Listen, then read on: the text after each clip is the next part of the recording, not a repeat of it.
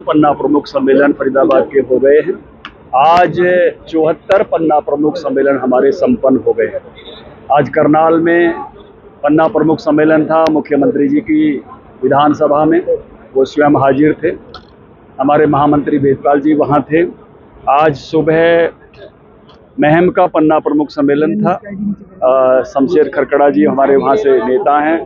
राधा अल्हावत उनकी पत्नी ने बहुत मेहनत की और मैं भी सुबह उस पन्ना प्रमुख सम्मेलन में था। अभी यहाँ तिगांव के पन्ना प्रमुख सफल सम्मेलन का हिस्सा बना हूँ और इस सफलता की सारे कार्यकर्ताओं को बधाई देता हूँ। हरियाणा भर के कार्यकर्ताओं को भी साधुवाद देता हूँ जिन्होंने पन्ना प्रमुख जैसे विषय को सफल बनाया है हरियाणा प्रदेश में। जैसे कांग्रेस की भी लिस्ट जारी होने वाली है, क्योंकि संगठन को लेकर सवाल आप उठाते रहे हैं, लेकिन उनकी भी अब जिला स्तर की लिस्ट जारी होने वाली है। क्या ऐसा है भैया, हो जाए तब देखेंगे। उनकी ऐसी तिथियां, बहुत फेक तिथियां बहुत चली गई हैं और कांग्रेस में अंतर्कलह अभी मैं देख रहा था। उनके जो कार्यकारी अध्यक्ष हैं सब में बहुत आपस में विवाद है, इसलिए कुछ होगा तो तब उस पर कमेंट देंगे। होने वाले पर कमेंट देना अभी बहुत उचित नहीं है। कांग्रेस में जिस प्रकार की अंतर्कलह है हम सबको मालूम है। भूपेंद्र हुड्डा जी ने जिस प्रकार से एक एक नेता को निपटाया था, किसी ने कहा है कि शेख सादी ने कहा है कि ज़िंदगी के रास्ते में जितने पत्थर मेरे सर से टकराए, जब एक एक को पहचाना तो सब मेरे अपने फेंके हुए थे। तो उन्होंने जो लोगों के साथ किया वो लौट कर आ रहा है और ये ज़िंदगी का मैं कहूँगा कि फलसफा ही है कि वो चीज़ें लौट कर ही आती हैं कि जो आप कहीं ना कहीं दूसरों को देते हो। हुड्डा साहब हरियाणा नापने की बात कर रहे हैं, पूरे 90 विधानसभाओं में जाएंगे। देखिए पन्ना प्रमुख क्या है, ये पन्ना प्रमुख विधानसभा का ही है ना। इस पन्ना प्रमुख में हर 15 घर के बीच से एक व्यक्ति आ रहा है ना।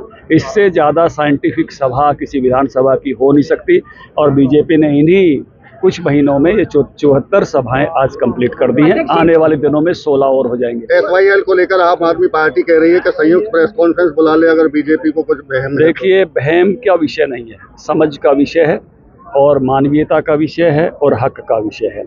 दिल्ली 1050 क्यूसेस पानी पीती है प्रतिदिन, प्रति सेकंड आता है क्यूसेस उसको कहते हैं। 1050 घनफीट पानी प्रति सेकंड। पूरा हरियाणा 2000 क्यूसेस पानी पीता है। हमारा ये पीने का पानी BML भाखड़ा मेन लाइन, उसके बाद नरवाना नहर, फिर जो है दिल्ली के लिए CLC से जाता है। हरियाणा की नहरों में वहीं से मुनक से अलग अलग नहरों से पहुंचता है। ये जो BML नाम की नहर है ये 1959 में बनी थी, 60 साल से ज़्यादा पुरानी हो गई है। सर्वोच्च न्यायालय ने कहा है, माननीय सर्वोच्च न्यायालय ने कहा है कि एक अल्टरनेट कैनाल बननी चाहिए। पानी का बहाना जो पंजाब बना के उसको रोक रहा है, नहीं रोकना चाहिए। पानी की मात्रा बार बार मापी जा सकती है। पानी ज़्यादा हो तो ज़्यादा लिया जा सकता है, कम हो तो कम लिया जा सकता है। अपने घरों में बिजली चली जाती है, हम इन्वर्टर रखते हैं अल्टरनेट। किसी नई कॉलोनियों में बिजली चली जाती है, हम जनरेटर रखते हैं अल्टरनेट। सोलर पावर रखते हैं आजकल घरों पर अल्टरनेट। ऐसे ही पीने के पानी की वैकल्पिक व्यवस्था के लिए एक कैनाल अति आवश्यक है और इसलिए सर्वोच्च न्यायालय ने कहा कैनाल बनाइए। पानी के बारे में तो अभी खुद भगवंत मान का बयान था, जब बाढ़ आई तो हुण ले लो, हुण ले लो, हुण की हो गया, तब कह रहे थे हुण ले लो। तो ये जो है ये कैनाल मानवीयता के हिसाब से भी और हकूक़ के हिसाब से भी हरियाणा का 19 लाख एकड़ फीट पानी बकाया है। लेकिन मैं उसकी बहस में नहीं पड़ना चाहता।